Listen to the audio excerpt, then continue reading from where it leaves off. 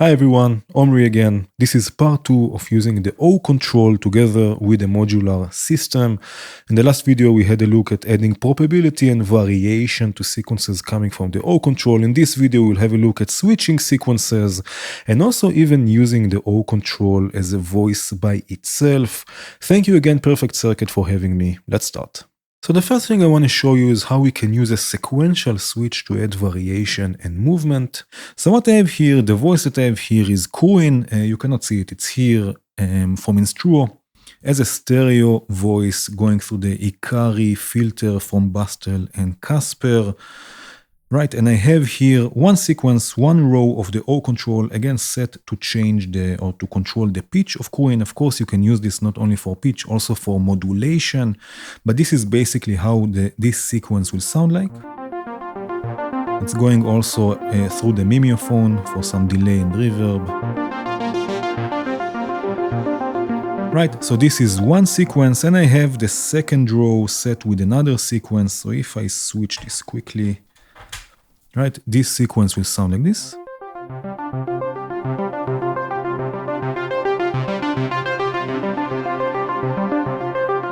Right, so it's a bit different than the first sequence, and now what we can do, we can use a sequential switch to switch between the sequences and create a longer sequence with more variation and more movement.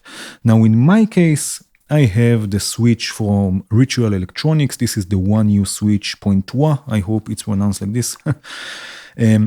So again, in this case, it's the 1U switch from Ritual Electronics. It has two channels that I can use, so I can switch between two different sequences from the O control, and again, create more variation. So what I will do, instead of sending the first sequence to the quantizer and then to my voice, first of all, it will go to the switch. So this will go to the first input here on the switch. And then I will take the second sequence, or in this case, I switch them. It's the first sequence, never mind. This will go to the second input here on the sequential switch. So now I have two different sequences in the inputs. And now from the output, this will go back to the quantizer. Right, so I will take a longer cable.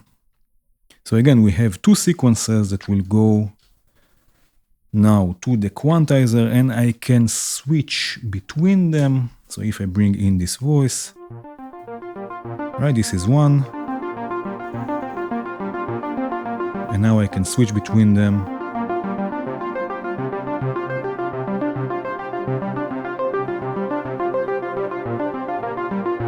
Right, and again, you can do this manually if you want as a performative tool.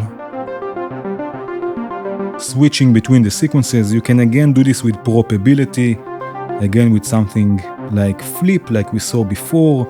You can also use a clock divider. Let me turn this down for a second. You can also use a clock divider and use a division of the clock to trigger the switch and switch between the sequences. But I really like using a sequencer as a clock divider, or as a clock, or as a trigger source to switch between the sequences. So what I will do, I have the clock from the O control being multed here to multiple destinations. It's going also clocking in the mimeophone. Right, I'm going to send a copy of this also to clock the voltage block. This is the sequencer that I have here. This is definitely one of my favorite modules. The voltage block is a CV sequencer, and I can use this to trigger the switch and switch between the sequences in various times, and you will see exactly why.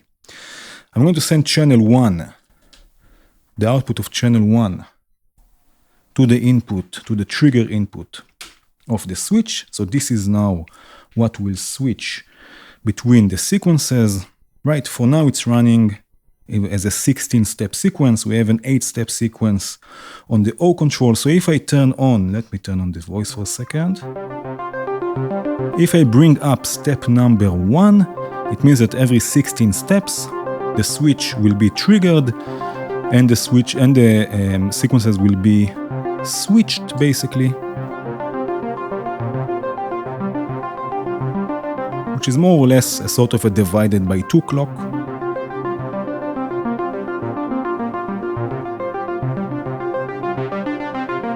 Right, so now from 2 8-step sequences, we have a longer sequence. Right, but I can also divide further the clock of the voltage block internally with the clock divider. So if I divide this by 2, for example,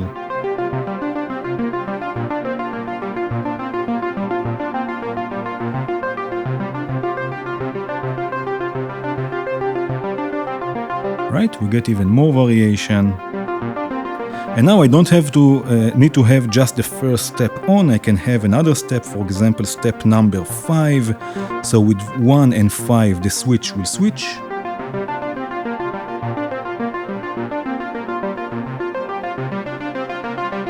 Right, you can hear the result we are getting.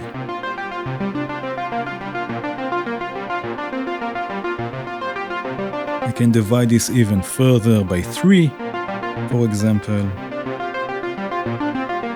And then add another high gate or high trigger.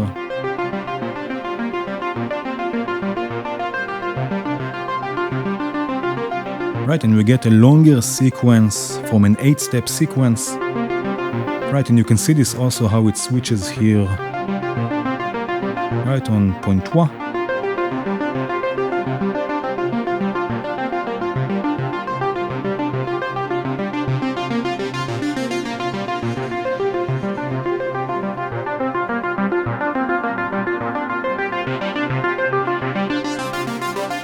And I want to continue with the voltage block. Just because the O control is a sequencer doesn't mean it has to be your only sequencer. It pairs really nicely with the secondary sequencer that you can use to sequence all sorts of different aspects on the O control, and again add variation and movement to your sequences. So I have here a sequence going. Again, the first row is controlling pitch. In this case, it's the pitch of Neoni from Instruo. It's here up out of picture, you cannot see it. This is going through the, again, Ikari filter from Bastel and Casper. There is some movement in the stereo field, and this is going again to the mimeophone. It will sound like this.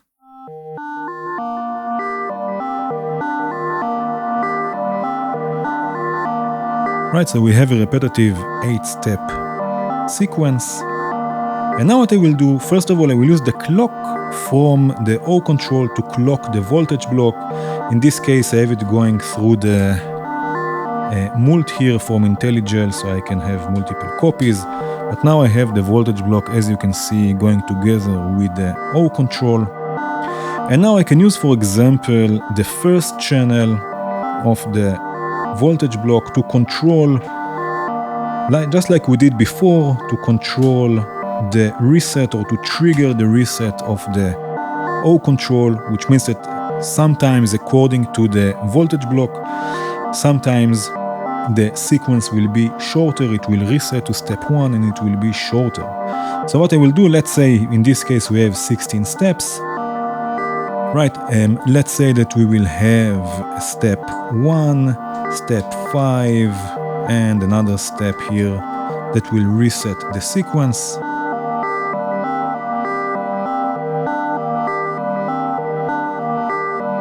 Right, already we get some movement.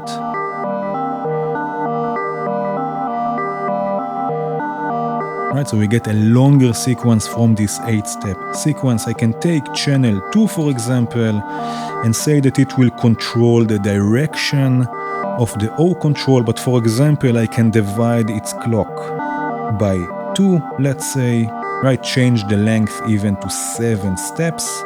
So channel 2 will have only 7 steps, and this I can use to control the direction, right? And let's say again, step 1, let's say, will be on.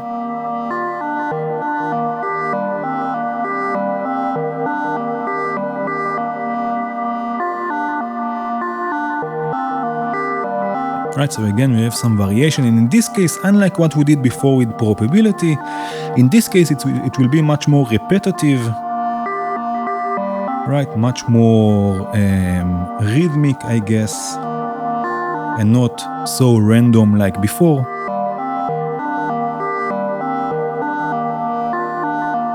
Now another thing we can do, we can take this even another step forward and transpose the O coast with the voltage block. You can use another sequencer to transpose the pitch that's coming from the O control. Right, so first of all, I will take this pitch sequence, and before it goes to the quantizer, let me take the sound out for a second. Before this goes to the quantizer, I'm going to send this to a mixer.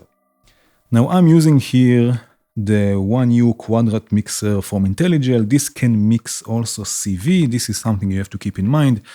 If you want to mix pitch information, make sure that the mixer you're using is also DC coupled, can also mix control voltage.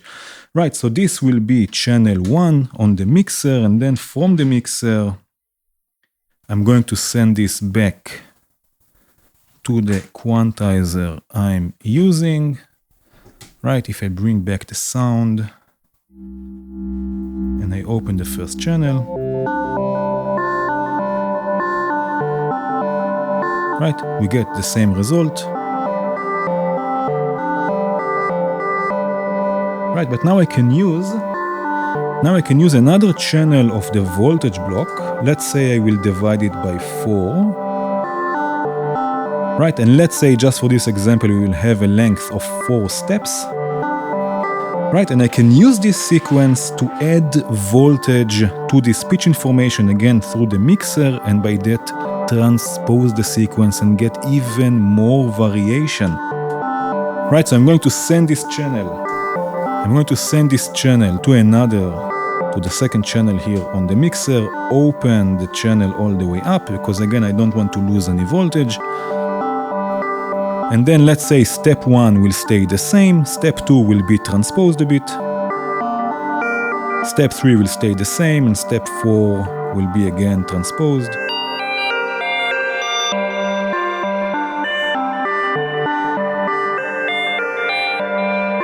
Right?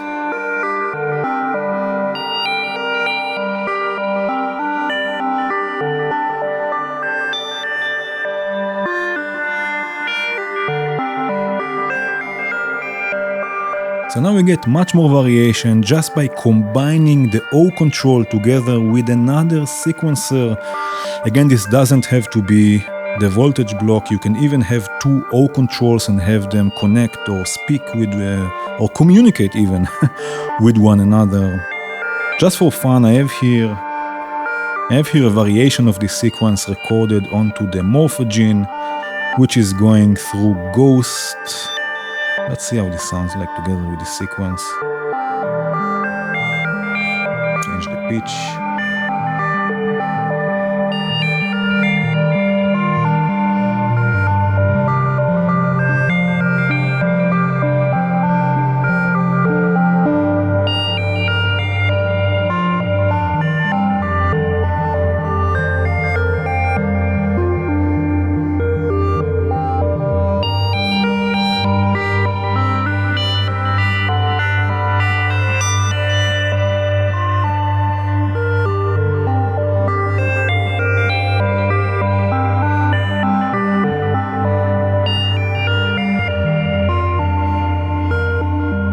The last module I want to show you is an oscillator. Now yes, the O control is a sequencer usually, or most of the times, or sometimes they will use a sequencer to sequence an oscillator. So what's so interesting about an oscillator? Well, you can use an oscillator to drive the O control at audio rates and use the O control as an oscillator by itself, creating and shaping unique wave shapes. So what I have here, I have Neoni from Instruo. I'm going to use, this is the oscillator of my choice in this case. I'm going to use its pulse or square output, and I'm going to connect it here to the clock input of the O control. And already you can see it's going quite fast, the O control, right? And now I'm going to use one of the channels, let's say the first row, and I'm going to connect the first row. I'm going to send it first of all through a filter, just to make sure things are not going out of hand too quickly. I have here the transistor ladder filter from AJH. Right, so this will go to input number 1, right? We'll take the level a bit up. And now when I start changing the levels of the knobs of the first row here, we will start getting sound, basically. Right? Just like this. We open the filter a bit.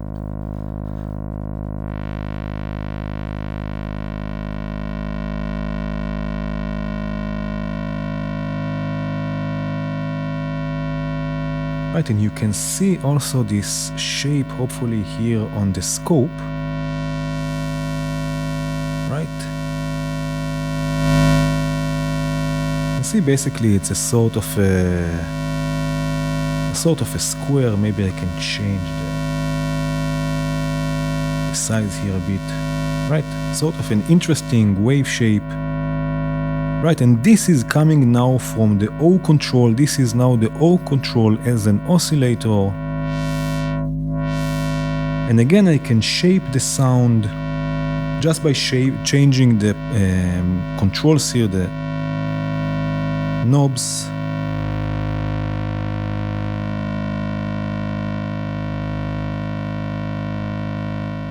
Right, and change the sound quite nicely.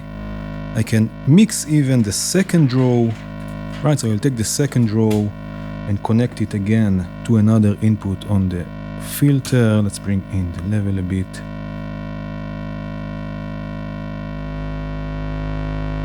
Now let's listen just, this is now just the second row.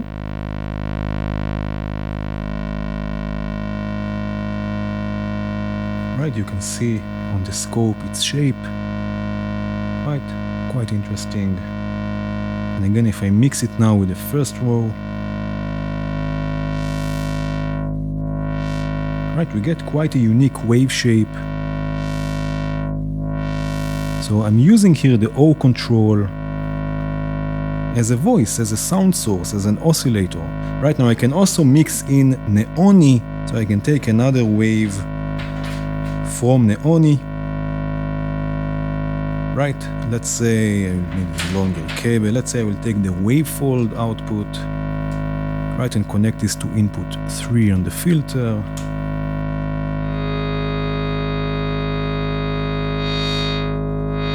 Right now they will follow the same pitch. They will be basically in tune, because what I have now, I have Neoni driving.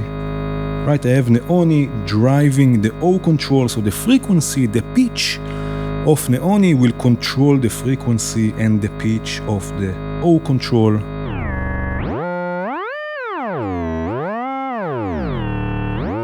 Right, so they will move together. Let me add a bit. I have here also, you cannot see it, it's here the mimeophone, just a bit for some reverb and delay.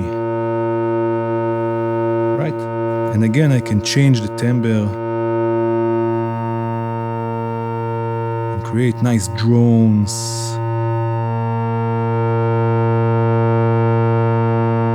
Right now I can use also the third row. You can also experiment with the other outputs here, the gate outputs, the envelope output. Right, you will also get sound from there. And now if I want to sequence this, if I want to sequence this voice, for example, here I have a sequence coming from the voltage block. All I have to do is sequence Neoni, because again, the O control will follow the frequency, will follow the pitch basically of Neoni. Frequency is pitch. Right, so if I do this,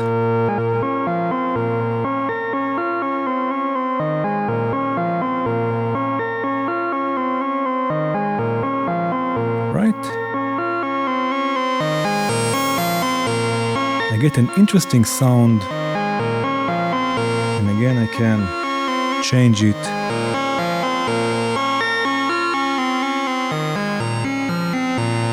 On the fly.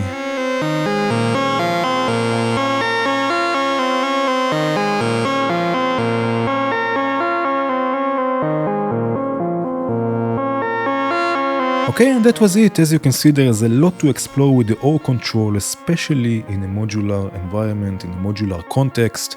I hope you enjoyed this video. Thank you again, Perfect Circuit, for having me. Cheers.